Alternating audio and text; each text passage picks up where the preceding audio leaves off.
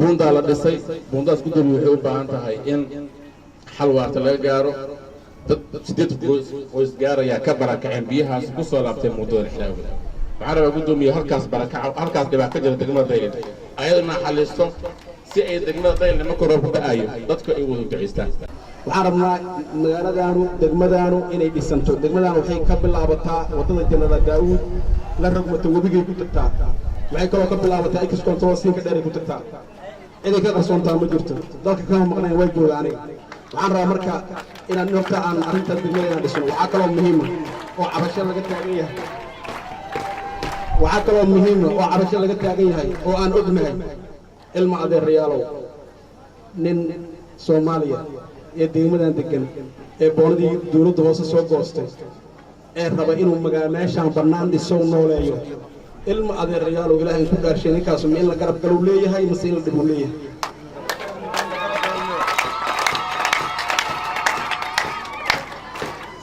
kaas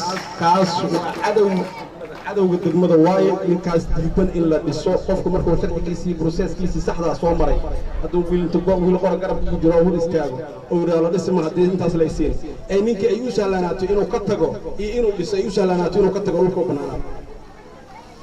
waxyaabaha cajiibka oo aan degmadan ay degmada galaysanay waxaan walaalayaalow barnaamijkaas uu dhan runtii waxaan rabaa in aan shaqadii haayay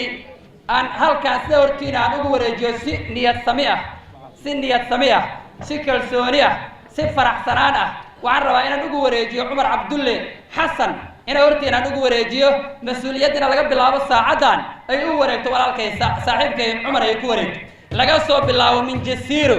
ilaa lagu geeyo Casab Lacade ilaa degmada Dharkeyle Saybiyaano lagu geeyo ilaa Dharkeyle dhinaca kale lagu geeyo maxaa badbaado mas'uuliyadu maanta inay fooshay waxaan hortooda ka ballan qaadayaa inaan si hagar la'aan ah uga soo dhalaali doono gudashada waajibkayga anigoo kaashanaya shacabka degmada qaybahooda kala duwan anigoo xoogga saari doona haddii alla yidhaahdo nabadgelyada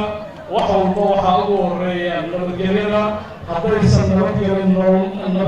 nabad aysan jirin noole ma jirto